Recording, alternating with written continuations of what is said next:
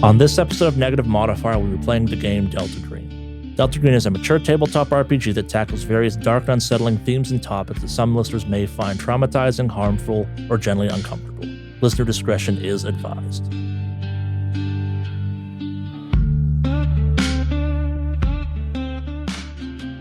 Our agents find themselves in Conference Room 7 at the Central Sun Hotel in Blancheville, Florida. The Central Sun Hotel is a hotel that simultaneously looks a tad too modern and oddly weathered for its age. It's a strange construction of concrete, too many glass panels, and a mix of what was once shiny stainless steel and still a tad too shiny stainless steel. Because of its strange construction, the light occasionally glares in through several windows around the conference room. We find 6 of our agents seated around a table. There's a box of stale-looking donuts, some now cold coffee, and a woman dressed in a plaid button-up shirt and jeans kind of pacing back and forth in front of the crowd. All right. Fuck, this is Blancheville. Okay, we're in Florida again. All right, so I'm Tranche. Welcome to... She kind of glances around the room a little bit and bounces around from kind of a picture of a flamingo, the state flag, and a couple other things, and finally stops with, welcome to Operation Group Quandary, Mockingbird, Rum Runner. This is not your first night at the opera with us. I understand. You're all what we refer to as experienced in the field, and we've got a none of our normal situations, I guess, is the way to put it. So, welcome to Florida, the Sunshine State, and welcome to Central Florida, no less.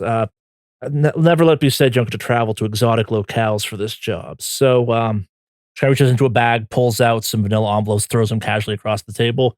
We have a missing agent, or missing former agent, I guess, is probably the better name for it in this situation. One, Edward Ackerman, born April 18th, 1924, American kind of GI propaganda dream boy, and highly accomplished former agent.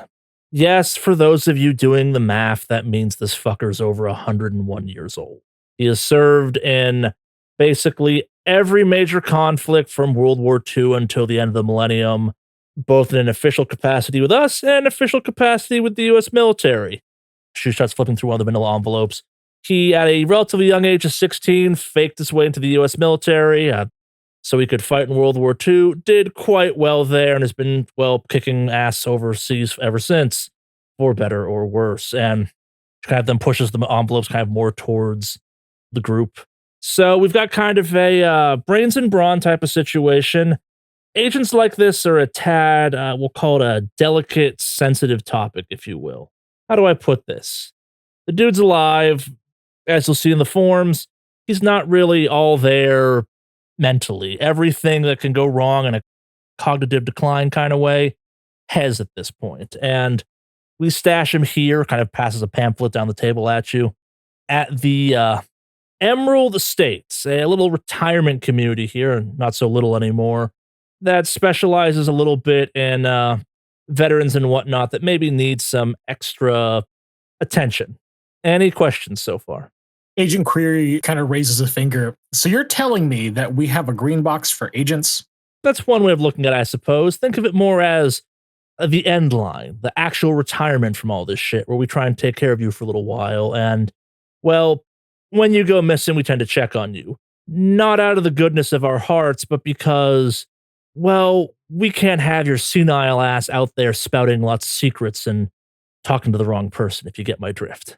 Green box retirement home. Gotcha. Just so we're clear, not all residents at Emerald Estates are Deltagreen agents or former members of Deltagreen. Some are friendlies, some are just normal people. As you can see in the brochure, she kind of flips over another copy of the brochure. The Emerald Estates is a fairly sprawling community down here. It's basically its own kind of small town. Yes, there's a few people here that live inside of it that aren't in their, let's call them, late stage parts of their lives, but that's the primary goal. As a result of that, you have kind of a strange stagnation in this area. Just kind of flipping through. So, guys, you can see we've got everything a snowbird or retiree might want. We've got generic restaurants, boring bars that all close at 11 p.m. and start serving happy hour at a little past noon. All of it's parrot themed, all of it's a little bit terrible in its own terrifying way. Welcome to Central Florida. So, why the two teams? Well, there was a bit of I'd like to say there was a bit of a mix up with your booking, but no. We have, with some past experience, learned that occasionally when our more seasoned agents go a little bit off the rails, some things can happen. And by things happening, I mean if they were to expire prematurely or in some cases finally, they leave something behind that needs immediate attention. She kind of nods her head at a group of kind of more, we'll call them combat leaning in appearance members of the group here, and goes, "That's what you're here for." And then she kind of nods her head at the rest of the crowd. And the rest of you are here for, let's call it, any investigation or more forensics based research or cleanup as may be required. So there's no confusion on this. If I call your name now, you're on Team Braun. Cooper, Cobblepot, Summer, Howlett, McCoy, Wagner, Lee, LeBow. Looks at for a second. Padilla, Piper, Jacobs. You will be Team New. N-U. Why N-U? 3 or more letters are too fucking complicated for your dumbass brains. Speaking of brains, Team 2, Team Epsilon. If your name is Smith, Veritek, Ortiz, McDougal, Lynn, Gibson, Avalon, or Williamson, welcome to Smarty Pants. High expectations for both of you. Please review the information as provided, and we'll have a chance to talk more once you familiarize yourself with the situation. Hopefully this is a nice little quick, clean, go in, see what's up, from our little wellness check, and get the fuck out. Any questions so far? Agent Quota kind of raises his hand. Are we under any specific cover, or are we... You just straight up gave us all our last names, so are we who we are? Is there any kind of secrecy that we need to uphold other than just kind of the basics? I'm sorry, I assume you know your last name. Do you know which one of you is Smith? I get it. Okay. You're on Braun, aren't you? That is correct. Yeah, figures. Anyways, so the hope for this little operation of ours is pretty simple.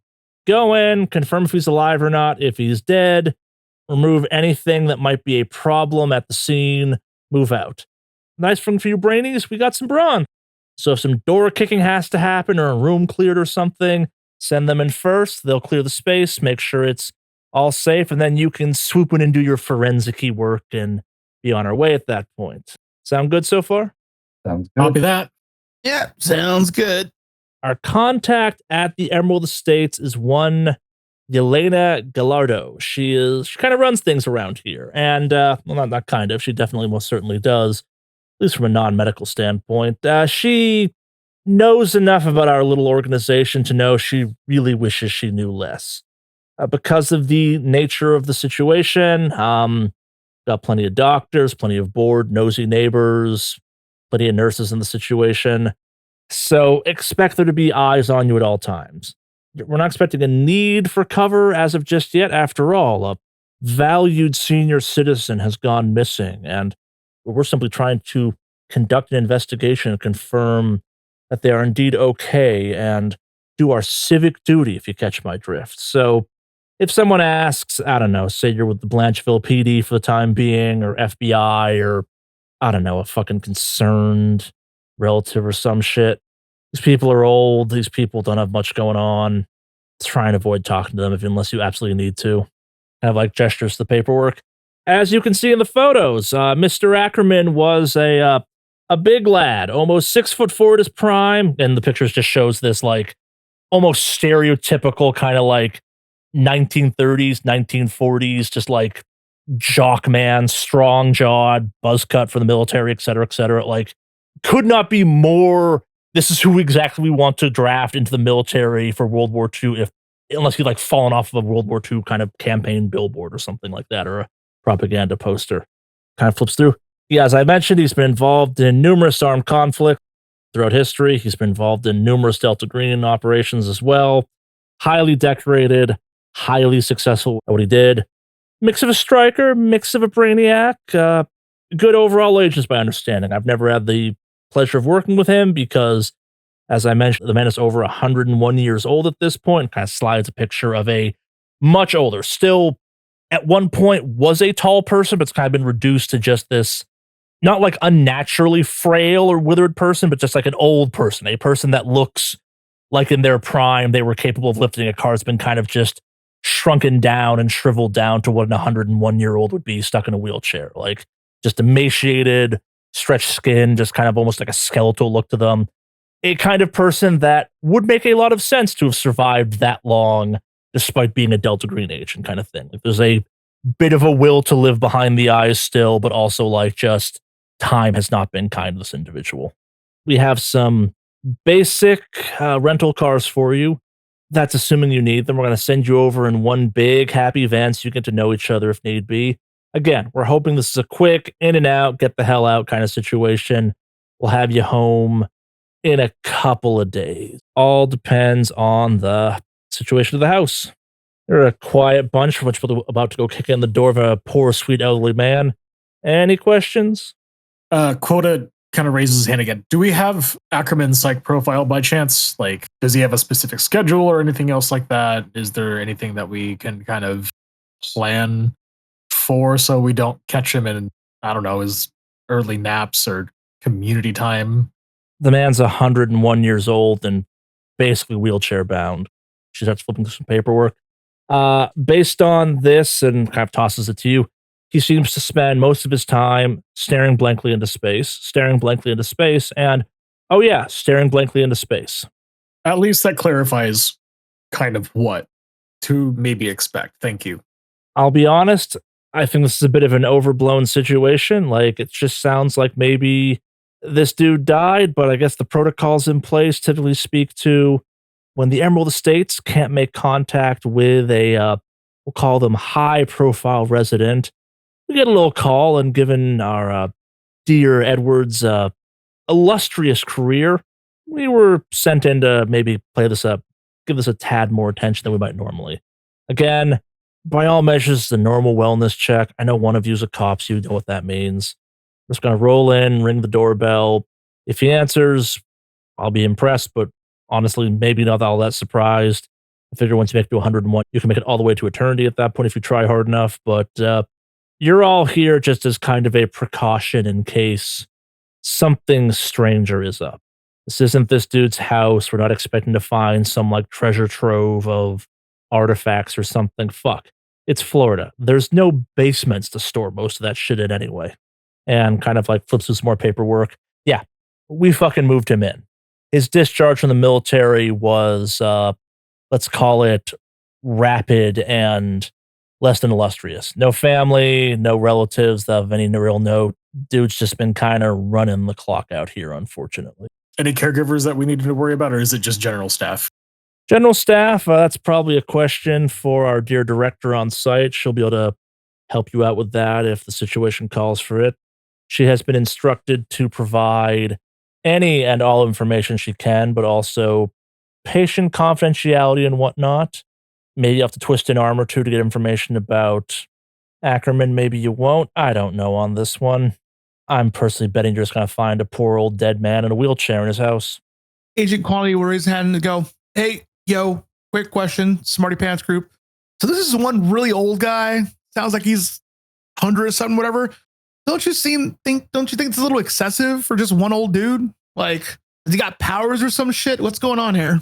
She kind of shrugs. Yeah, I think this is fucking excessive. I think this is a giant fucking waste of all our times, but you know how this works. When they say jump, we don't say how high. We say, what bullshit city, what bad hotel, and can I get plane tickets? I mean, whatever. We're getting paid, right?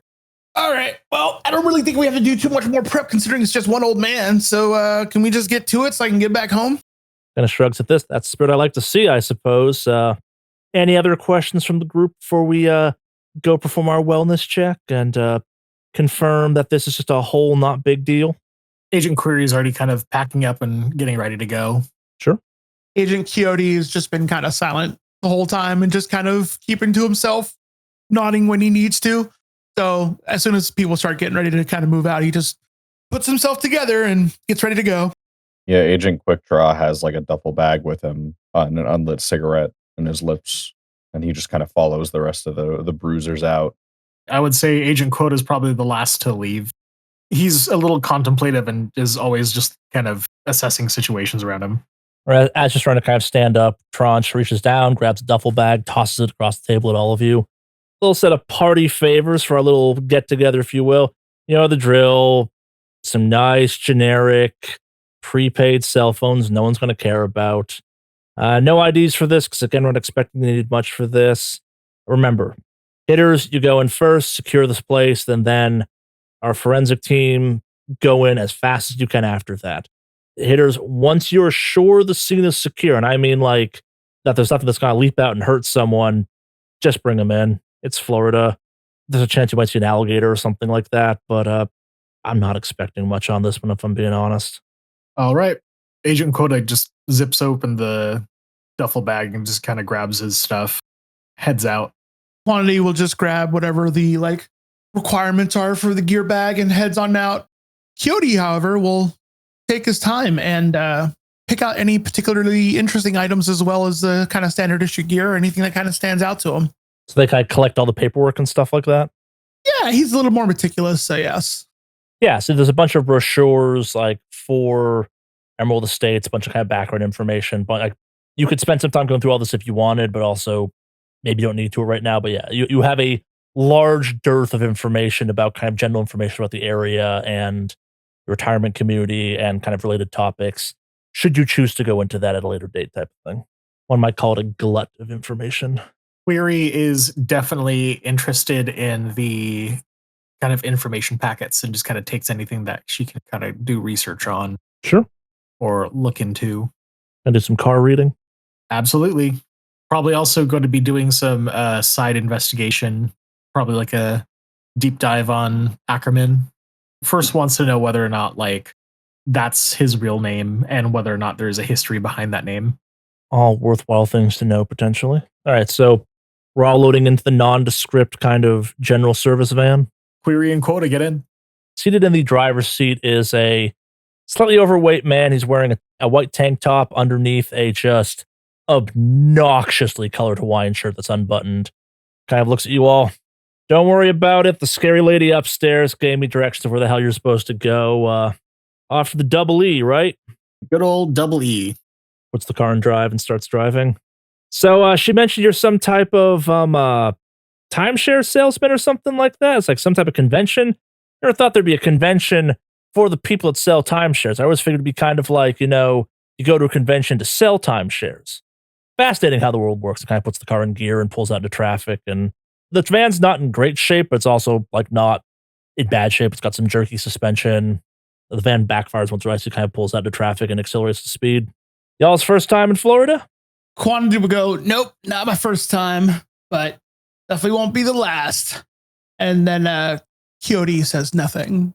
Query just kind of says, yeah, I've been here a couple times as a child, you know, the whole theme park things and whatnot. But yeah, especially with timeshare conventions, it's like, you know, we share our time with each other too sometimes. So it's like, you know, a little swap here and there.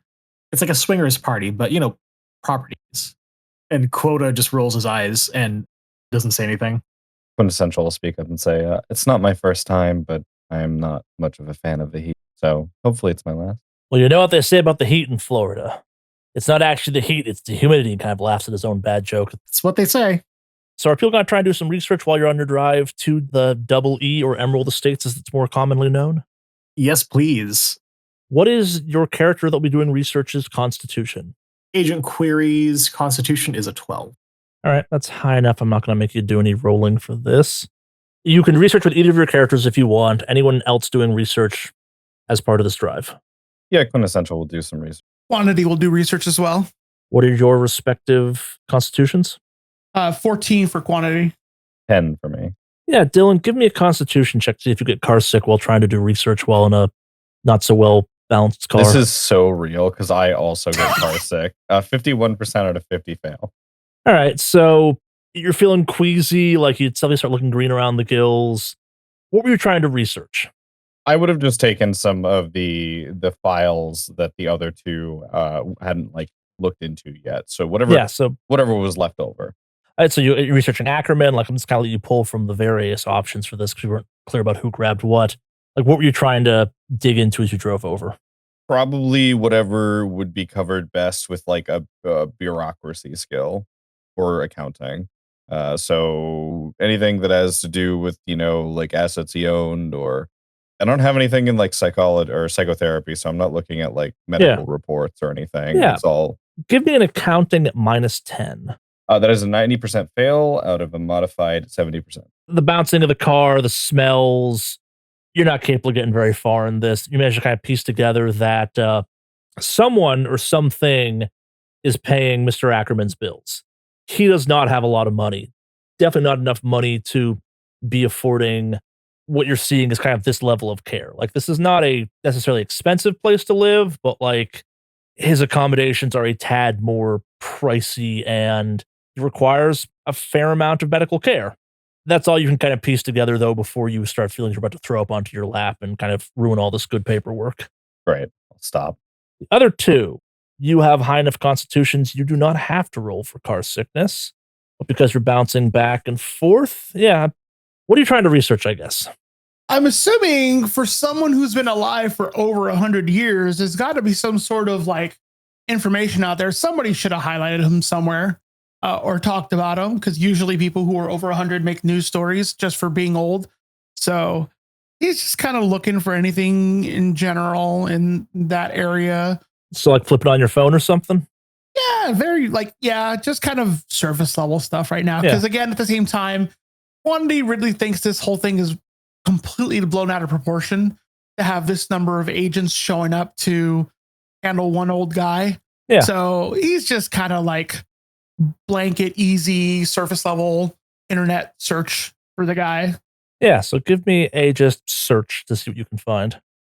26 out of 20% failure. You're not finding much. Like, you do manage to successfully find that he was indeed a veteran of World War II, the Korean War, the Vietnam War, and that he officially retired sometime in 1991, shortly after the Gulf War. But there's not a lot to be found about one Edward Ackerman. Maybe he didn't do much. Maybe someone suppressed it. You have no way of knowing from this, but you're not finding much. But Edward Ackerman was indeed a soldier. He is indeed 101 years old. He indeed does live in Florida. You do mention his exact birth date of April 18th, 1924. April 18th, 1924? Yeah. Okay. Last but not least, query. What are you researching? I would like to research any kind of next of kin, as well as I would like to see if there are anyone else named Edward Ackerman and whether or not they are still alive. Well, let me refine this. Ideally, my first search is always to look at obituaries for whatever reason, whether or not this is an assumed name. Second is if there was an assumed name or whatever have you, if there's any kind of living next of kin. And then my last one would be if there's anyone else that was named Edward Ackerman, and if there's an obituary for an Edward Ackerman as well, or anything that of interest, and if there's any next of kin for Edward Ackerman, any associates that he might have. I mean, plugging the name just into Google gets a variety of results. It is indeed a name of real people, some of them still alive, some of them dead. Find some gravestones. Like if you find some gravestones, you find some old black and white photos, you find... Yeah, it is indeed a name for a real person driving in a car, trying to do this on your phone, I assume, or something like that, will not yield you anything much. And you have paperwork that attests to this, that Mr. Ackerman does not have any surviving family to speak of. Gotcha. Then, remembering that, can I research what his military history was? Whether or not it shows what platoons he served on or any kind of accolades that he received? Yeah, you can do that. How are you going about researching that? Again, you don't have access to a secure database in the situation or anything. You're just kind of doing a general search. As an independent journalist, I know some people. Is it possible to text someone to do me a favor and request that information from a private investigator? Sure. It won't happen immediately, obviously, but you can definitely send a text to someone to have them run that down for you hypothetically. Is this a bond you're contacting or just like a investigator you use, typically like a friend or something? I was actually going to make a contact with my bonds. Yes, my private investigator cohort, Alice Waller. All right, so what do you just shoot her a text or? Shoot her a text. It's like, hey, what's up? A quick favor if you can. Could you pull up any kind of military history or service record for this name? As usual, don't ask questions. Yeah, a couple minutes pass, you get text back. I need more than just a name to go off of. Like, what the hell are you anyway? Some weird rabbit hole. Don't worry about it. This rabbit hole got like address or a state at least I can help narrow down the search. Because if I just dump that name into the search engine, I'm sure I'll find someone. American, Florida. Great, we've gone from a bunch of people to slightly less than a bunch of people. I'll see what I can find. Thank you. Get the eye rolly emoji back. Yeah, so the rest of the trip is uneventful. Central Florida traffic in the early morning is not especially terrible. It's not especially great. You do have a sun shower happen at one point as it kind of sprays the car some. Relatively normal for kind of this time of year. It's kind of late spring, early summer type of thing. It blends together in Central Florida, most definitely. Looking out, though, you're kind of in this weird wasteland of strip malls and housing developments. If it's not a strip mall, it's a housing development. If it's not a housing development, it's a strip mall. There are occasional random oddities like ponds or lakes or kind of a taller building, but most things are at most 2 stories. And if they are, they're typically like a large store or a big box type of situation. Lots of chain restaurants, lots of just kind of cookie cutter stuff stamped all over the map, very homogenized. And then you pass through a gate that says, "Welcome to Emerald Estates." And the cookie cutter goes from generically cookie cutter to almost a themed cookie cutter. You are now in a town that has, instead of a bike lane, something marked golf cart lane. And everything has a little bit more personality to it, but not much. Like it's almost like someone's trying to manufacture personality and kind of like in a retro kind of 80s, 90s way almost, if you will. All the like buildings you're seeing, like all the storefronts, all the kind of like outdoor spaces have a kind of Spanish architectural style to them. Clay roofs, not quite plaster, kind of like a whitewash type of look to the wall type of situation. And then all the housing is very kind of Key West style, very square, boxy, bright colors, often kind of a pastel hue. And it's just kind of this stuff as far as the eye can see. You are driving down the street, though, towards 4 enormous compared to everything around them, but like maybe not enormous by big city standards, but still 35-story tall buildings that just kind of almost seem to tower over this entire thing. They have a bit of a kind of Art Deco feel to them. They definitely appear to be the oldest things here. And as you're kind of driving through this town, you kind of hit, like calling it a checkpoint's the wrong phrase, but there's definitely kind of like a little guard hut. And you then kind of enter into the immediate area around these 4 larger buildings. And as you get close, you kind of see that there's various markings that identify the 4 buildings as east, west, south, and north. West, the kind of farthest away tower from where you're entering, you can't drive around to it. Like it seems to almost be kind of like attached to their towers. Like they're all attached at the base by kind of a 3-story tall block of sorts they all sit on. But the other ones you could like drive around, enter into those from the side or something. West Tower seems to be very much secured. You pull up to the main kind of entrance to this whole elevated or this whole kind of condo situation, and car pulls to a stop. The guy goes, "Welcome to the Emerald Estates. A great place to weather your twilight years, or so I've been told. I'll wait here for a little while. If it's gonna be too much, just let your scary boss lady know and she'll dismiss me and I can come back and get you later. Honestly, there's enough cabs and shit here. You can probably get back to the hotel easy enough, but enjoy your time at the Emerald Estates, I suppose." And kind of gets out, opens the door, and kind of ushers you out of the car. Did Tranche give us a loadout bag by chance? She did not. So we're just like, this is just straight up just like a civilian, no guns, no whatever the heck, popping in, popping out. I got a question. Quick Draw is fairly used to operating all over the place. Could he have secured some gear to be brought here, at least to Florida, when he found out he was coming to Florida? What type of gear are we talking? Probably like a pistol, maybe like a broken down rifle, some plates, not necessarily like the full body armor itself, but some plates you could put something together for at some point. Just like a lighter go bag, I guess. Dylan, this is Central Florida. You could buy all of that stuff same day on your way from the airport to the hotel for the meeting. Perfect. So again, Picture works for Constellus. Do I have like a work card? Can I just have bought a bunch of gear? Let's use the rarely utilized bureaucracy check on this. Yeah, I'm so good at this. You're just buying tack gear basically and guns? Yeah, basically. I will give you a 20 bonus on this because Constellus doesn't care when you buy that shit. Yeah, they'll get used again. Yeah. There's some tools of the trade shit as far as they're concerned. To be fair, you'd probably get a plus 20% for it just being Florida. So that is a 63% out of a modified 30 failure. I mean, you got the guns. Whether or not you get in trouble for improperly filling out the paperwork is a separate topic. Like, a smart merc would have brought weapons with them and not just tried to buy them from some store in Florida, but it's fine. This isn't the first time this has happened. Oh yeah, no. Most definitely won't be the last time. It's not your first time getting chewed out for buying stuff you didn't need and trying to expense it back to the company.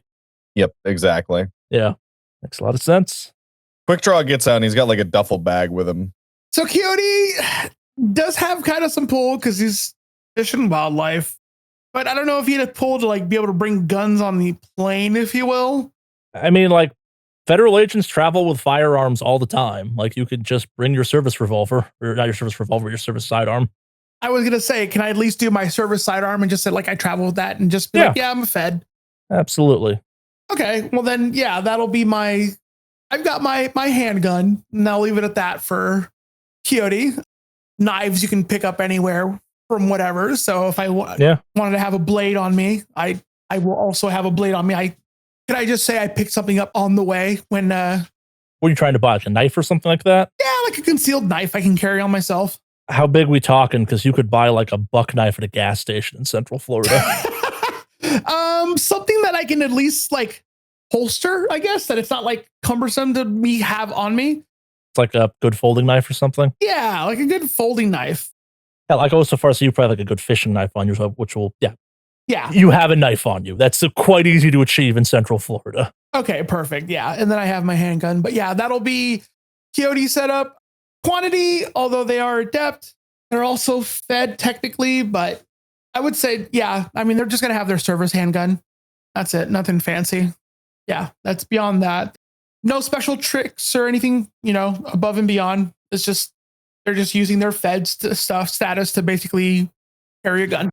Quota wants to be the change he sees in law enforcement, so he is unarmed. A little stupid, but like, he's 28, so it's just some 20-something shit. Would a 50 in criminology be enough to know how to like properly deal with serial numbers on firearms? Oh, most definitely.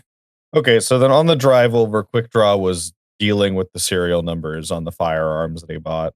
Makes a lot of sense. Let's see how successful you were at doing that, though. Do you have any craft that would apply to that? I don't think so. No, he doesn't have any craft. Let me see if he has anything else that might apply. I was going to say heavy machinery hypothetically, because I was going to think for this thing, because you're kind of grinding something down or trying to scrub something off. It's not a perfect application, but... I mean, he has a 30, which is 20 above the normal, but nothing spectacular. Yeah, let's roll that. Alrighty. 94% failure. You managed to scratch the fuck out of it, but the reality is that serial numbers are designed in a way that just scratching away at it just means you scratch the paint, not actually remove the serial number. I don't got the acid I need for it. Yeah, exactly. And doing it in a car is hard. All right, so you are outside the van. The van is pulling away in the slightly muggy, late spring, early summer heat of Florida. It's 9, 10 a.m. in the morning at the earliest type of situation. There's a small breeze coming from somewhere, but does not do much. It more just kind of pushes the damp air around you type of situation. There is a Hispanic woman kind of smoking off towards the side. She is dressed in a slightly dated suit. Her hair is starting to go a little gray. She has kind of wisps and highlights of it. and she just has this tired face. Like she just like you can see all of the stress and just exhaustion of life is carried just around her eyes and in her face type of thing. She kind of looks at you and stubs out her cigarette. You with the special retirees committee? Just to be clear, is this just our brawn team that's gone in? I assume everyone's gotten out. Yeah, so Quantity will go and respond and go, yep, that's us, and do this little like finger guns motion. So where's our friend? She kind of like just draws a hand across her face with the finger guns and extends a hand. Yelena Gerardo, director of Emerald Estates, general director, I guess is probably my official title. Welcome to the Emerald Estates. May your visit be a short one and a quiet one. If you'll follow me, I'll take you to Mr. Ackerman's residence. Kind of looks around. I wasn't expecting 6 of you. I was expecting like maybe 1 or 2. This might be a bit of a sight, I suppose. Did Mrs. Tranche explain the situation to you? Quantity will oversimplify and go, yeah, you got an old guy with special interests, told us to come do a wellness check. We're just here to see if he's alive or dead. I think that kind of sums it up. She starts fumbling in her pocket and pulls out an now empty carton of cigarettes and looks at it and grimaces. Of course, that's how she explained it. Of course. If you'll follow me, I'll explain while we walk. We have a little bit of ground to cover. Question for you. Quantity is kind of a frat bro douche. And so just for the sake of character and story, is our point of contact here, like, are they on the like younger side, older side? Are they good looking? 42 years old. She mostly looks tired. She has a high stress job dealing with people that are opinionated and have strong feelings about things constantly, I guess is probably the best way of thinking about it. She's starting to grade prematurely a little bit, attractive enough for a douchebag bro to probably try and hitting on an exhausted woman who's just trying to do her job, I guess is probably how I'd say that. Fair enough. He loves messing with people when they're on the job because obviously that's where you do it, right? Yes. So yeah, perfect. Okay, cool. Thank you. All right, so you start following her, all of you? Yeah. Yep. All right, so she leads you up through the main entrance of the Emerald Estates, and the inside of the Emerald Estates has a kind of like dated hotel vibe to it almost. Like, this is not a normal condo building. This is a condo building. It's also an assisted living facility. Like, it's nice enough, but like at quick glance, you're realizing that like all the surfaces are incredibly cleanable. There's no exposed fabric seating anywhere or anything like that. The stuff that is probably highly cleanable again type of situation. There are more amenities that would make sense for an aging population or an older group type of situation.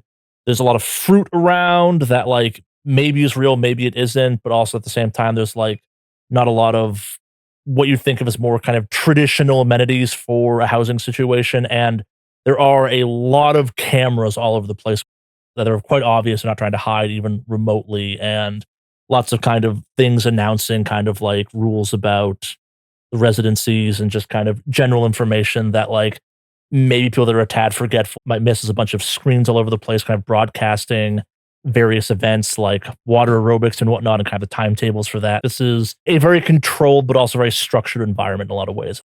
Not a ton of people, but there is like kind of a decent group of people kind of milling about that they all notice you as you walk in and kind of wave at your escort, but also then go back to whatever they were doing previously. The youngest person you're seeing in here is at youngest in their early 60s, probably later though. As you're walking through, Yelena's kind of heels clack on the very kind of oddly hard floor, but then goes silent. She kind of walks over carpets. As you're looking around, you realize that this place is kind of a maze of carpets, almost like there's a direct path to work your way through, and she kind of leads through. She goes, okay, so the situation is a tad more nuanced than that. West Tower is our secure facility, our place for residents that require a little more supervision. Normally, it's because we have concerns about them wandering off or just forgetting where they are and something as a result of that happening. More often than not, your organization's retirees wind up here for the same reasons, for better or worse. The same things affect all old people. But yes, we have a certain clientele here that maybe requires more medication. She kind of gestures around as she's walking. We have a medical staff on site here. We specialize in geriatric medicine. The staff here in this tower specifically for this. Your Mr. Ackerman was in a slightly different situation than most with his more advanced levels of cognitive decline. Most residents that experience that level of cognitive decline are typically housed kind of gestures above her head somewhere in the condo structure here. Because of his time spent here and given certain precautions taken with your organization's retirees, he was isolated to the wrong phrase, but it was felt that he would be better suited to be in one of our bungalow accommodations, which, given his lack of mobility and just obvious not being there all the time, we felt was an acceptable situation. A few days ago, we had realized he had not been by for his medication recently. We'd not heard anything. We sent a nurse over to investigate. The door was locked. It was unresponsive. Normally, we would just pry the door open at that point or unlock it. We have the keys for that. But given the nature of the work I understand you're involved in, we don't do that with your kind here. We make a call, and sometimes a couple of you, typically only a few, show up. The fact there are 6 of you worries me slightly. Is there something I need to be aware of? Quintessential will speak up. I don't think you have anything to be worried about. We're just being thorough. Understood. I have adjusted schedule, so you should have a bit of a buffer around the property, given the fears surrounding Mr. Ackerman. He was a tad isolated by design.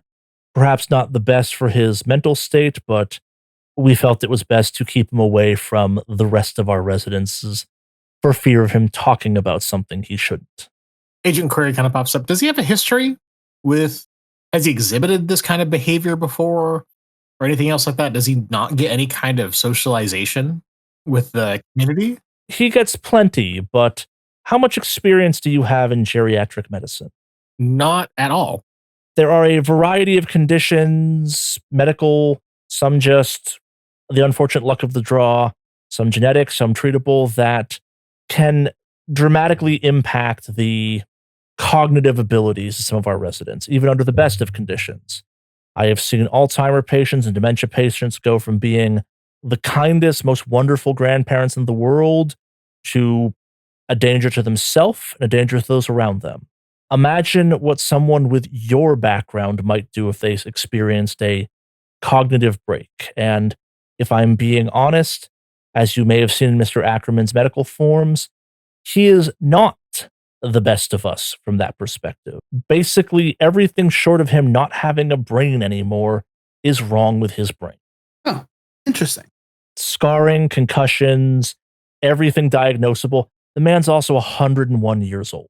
The fact he does not require constant medical care is in itself a miracle. And if I'm being honest, he was even showing some signs in the last few years of improvements, which, not unheard of. Maybe he found an extra reason to go on or something like that. But again, given the kind of glances at all of you, nature of the work that leads you here, we choose to keep certain residents isolated for the betterment of all. Some people talk in their sleep. Some people remember things that they shouldn't at very bad moments. Does that answer your question? Oh, I can absolutely relate with that last one. Other question though, by chance, do you have a list of the people who've last worked with him in the past? I would say, let's say like week, actually 2 weeks. If need be, I can prepare a list of medical personnel and staff. We can get all of that for you. If we may focus at the task at hand, I would like to confirm that Mr. Ackerman is still indeed here, and if he's not, alert the appropriate authorities so we can begin locating him. I know I'm speaking fairly bluntly about Mr. Ackerman, but he is a resident here. We do care for him, and if I may speak a tad cynically, we need our reputation to remain in good standing. We are a large facility with many residents, and many families have chosen to entrust us with the care of their elderly loved ones. While I know there might be some extenuating circumstances if something were to happen to Mr. Ackerman, those extenuating circumstances cannot come to light, is my understanding. Is that a fair request? Quantity speaks up and says, of course, yeah, no, I'll definitely take care of you. She nods. I appreciate your understanding in the situation. It has been a while since we have had a resident go missing, let alone a resident of your background, and that is a tad unnerving for all of us. The last time this happened, well, it did not end well, but we can talk about that some other time.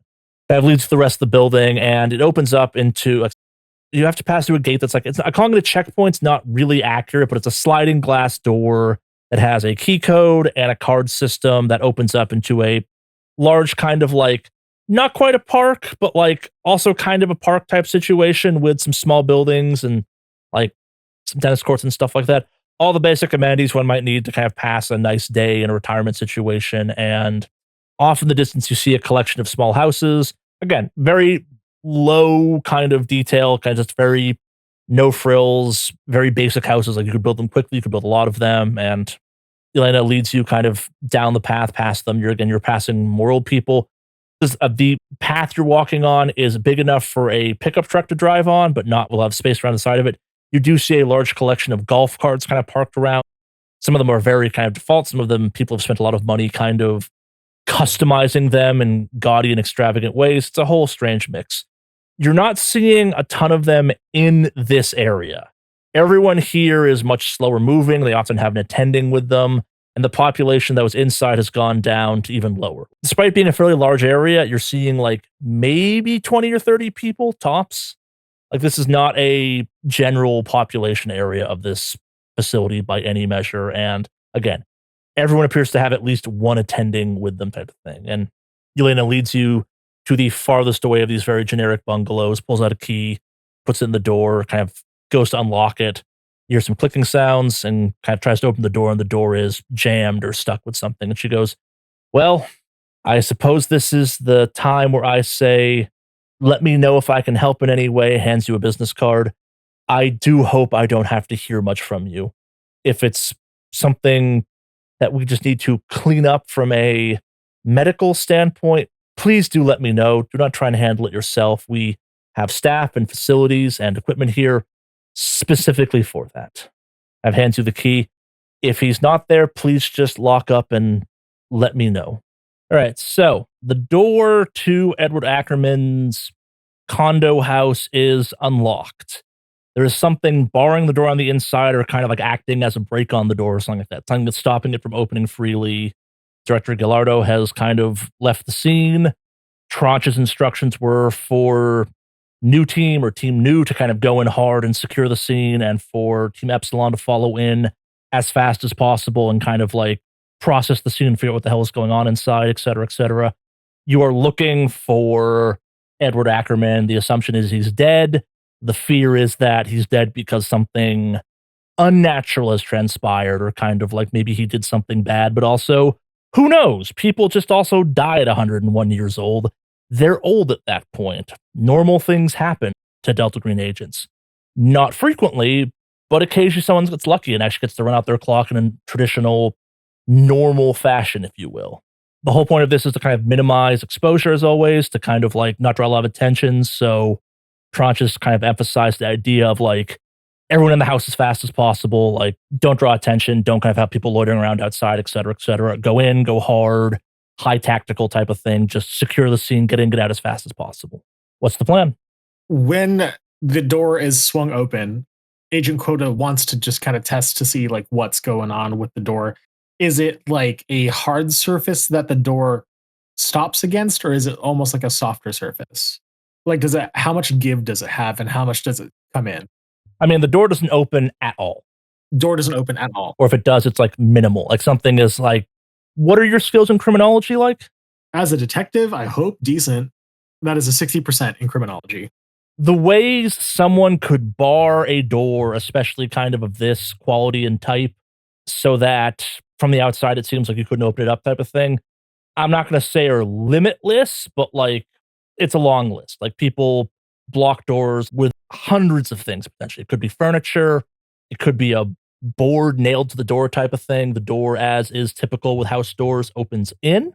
But yeah, there's no way of knowing from the outside. Is this the only entrance? You can search around the property if you want. I would like to search around the property, if I may. Give me a quick search. Funny enough, that search on this LAPD detective, not very great. That is a 63 out of 20% failure. So you'd guess that, like, you can't look at the math quite in your head, but like you're looking at, you're like, okay, there's at least 4 rooms on this house. One you'd guess is a bathroom. One that's like maybe you can't tell, but seems to kind of be opposite of the door. So it's probably like the main room, 2 additional windows. You can't quite guess what's behind them. It's weird though. The one roughly opposite of where the door you're trying to open up is, that's the only one someone hasn't methodically blacked out, but also like the curtains are drawn. You can't really see inside without busting the window or something like that. And also, like, snooping around this house is a tad suspicious, hypothetically. As I mentioned, there are kind of security cameras all over this place. They're not covert because they're there for the patients' and residents' safety and security. They're not trying to hide the fact that under surveillance.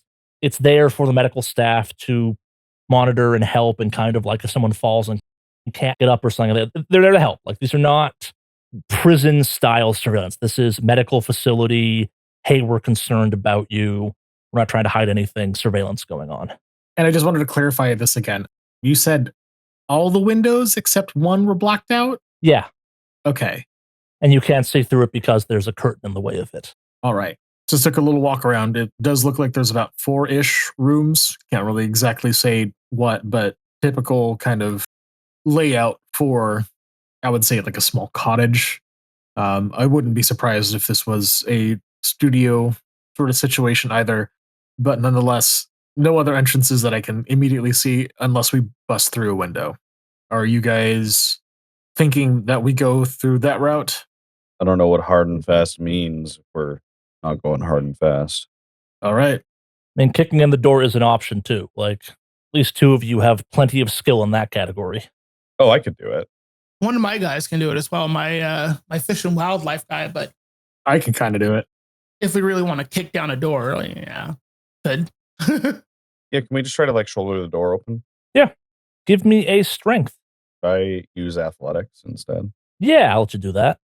74 out of a 90% success. Yeah, so you hit the door. Like, do you kick it? Do you kind of throw your shoulder into it? What do you do? I throw my shoulder into it.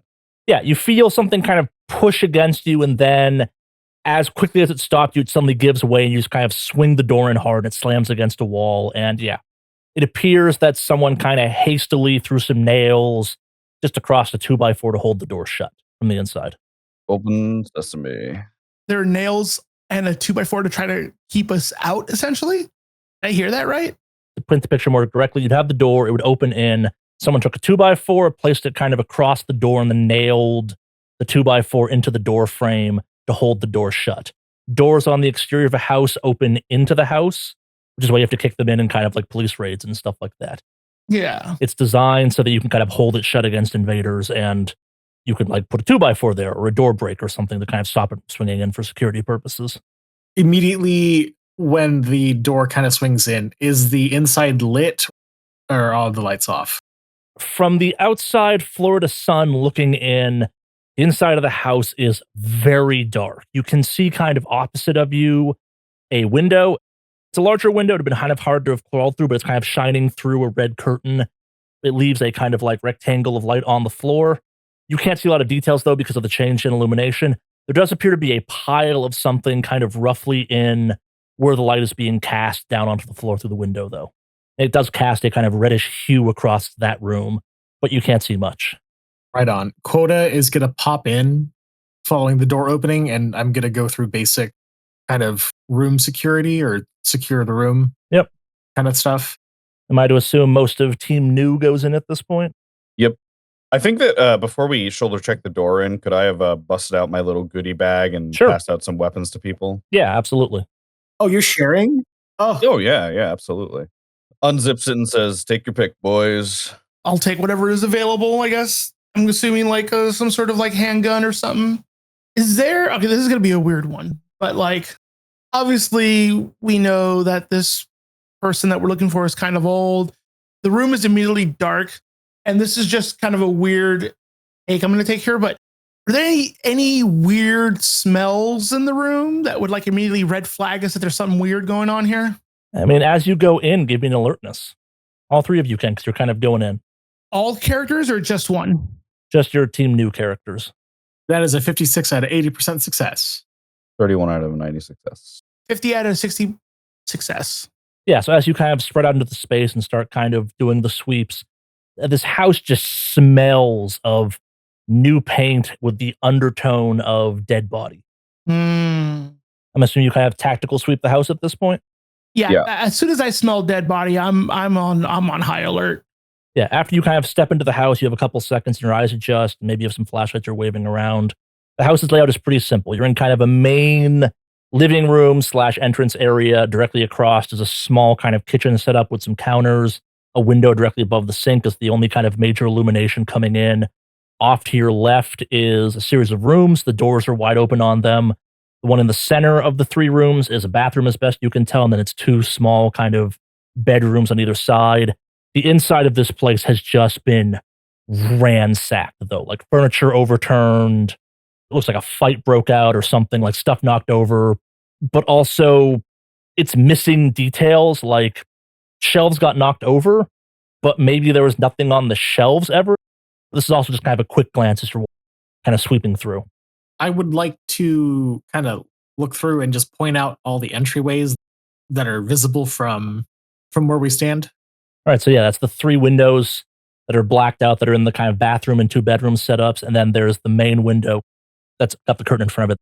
It is the only source of light aside from the door in this space right now. Okay. So are we pre-sweep? Are we in the middle of like sweeping everything, or are we post-sweep? And give me a search. All right. So my search is absolutely dog shit. Is criminology part of just police work, or? This is just sweeping right now. You are doing the kind of the tactical sweep and clear type of thing. Gotcha. In theory, Epsilon's job is to find whoever may or may not be hidden once you've secured the place. Alertness doesn't work for that. This is just search. All right. That is a 5% success with the search. 78 out of a 20% fail. 28 out of a 20% fail. You're not seeing much, like, you don't find anything, but also, like, there's not much to find. Like, it's very basic furnishings. Again, it looks like someone has knocked a bunch of stuff off the walls, but there's nothing to knock off. Like, this place is not in good repair. It's just kind of weirdly empty, but also as you kind of sweep through the house, you confirm that there is, at least on this initial pass, nothing and no one else there. As you kind of close it on the kitchen and the lump that's in the kind of framed by the light coming through the window, you do find a dead body of just an absolutely ancient looking person. We haven't cleared or secured the other rooms yet. You have cleared and secured everything. There is nothing else in this house of note except for this dead body, as best you can tell. Gotcha. It's also dark, though, so you were kind of limited to what you could see just in the gloom and in your flashlights and stuff. The body was framed by the window?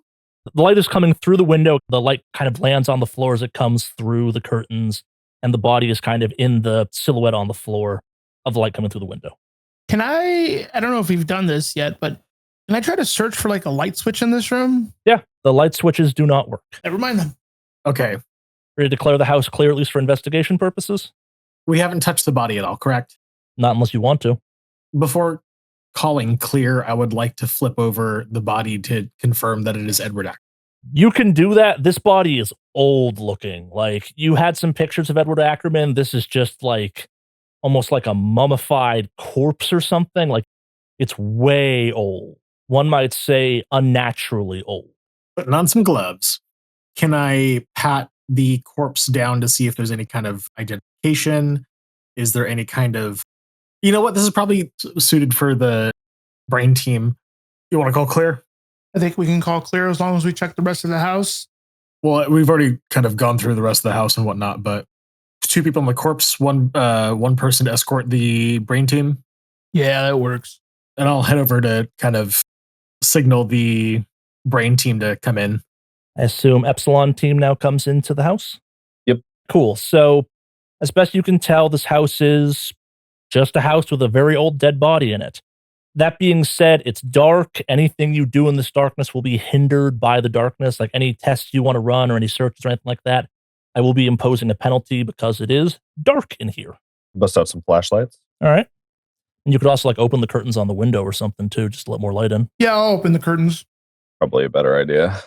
All right. So you're all kind of clustered around the body as, what's your Epsilon teammate's name, Alex? Quantity. All right, so you're kind of all clustered around the body. Quantity throws open the curtains. Yeah. All right, Quantity, give me an alertness. And this applies to all of your agents. Any agents that aren't Quantity that have a military science of any kind, also give me an alertness. So if I have alertness on any of my characters, also do an alertness. No. Quantity gets to do this because they're at the window. Any other characters that have military science also get to do an alertness now. Does this include our hitter squad? Everyone. Okay. Quantity got a 31 out of 50 success. My hitter, he has military science land. So I can roll his military science, correct? You roll his alertness. Oh, I roll his alertness. Okay. 76% success for Piper. 64% failure out of 20 for Agent Query. Coyote, which is my hitter, 80 out of 60% failure. Or Agent Quickdraw, you got your alertness, correct? Correct. I got mine as well with Quantity. Gotcha. All right, so we have 2 successes. So Quantity, you rip open these curtains and you see nestled in the window just below the edge of the kind of shelving are like 30 hand grenades. Agent Quickdraw, you hear the sound of 10, 20, probably a couple hundred if I'm being honest. Grenade fuses fall all around the house as a tripline system is deactivated, and everyone roll a luck on your characters. You fucking kidding me right now? Holy fuck. Now, I'm not a cruel handler on this one. If one of these characters you like more than the other, I'll let you give a plus 10. 81 and an 84 failure. I got a 94 and a 72. I got a 63 out of 50% and a 98 out of 50%. Double fail. So everyone failed. Whoever's luck was the highest of those failures of your characters gets ripped apart in a blast of grenades and improvised explosives embedded all over the walls of this house.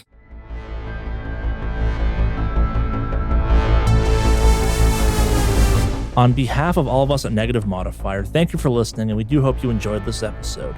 If you are not already a subscriber, please consider becoming one, partially so you do not miss our next episode, but mostly because it helps new listeners find us. In addition to that, if you liked the episode, please consider clicking the thumbs up button below. If you'd like to further support the show, please consider joining us on Discord or becoming a Patreon patron.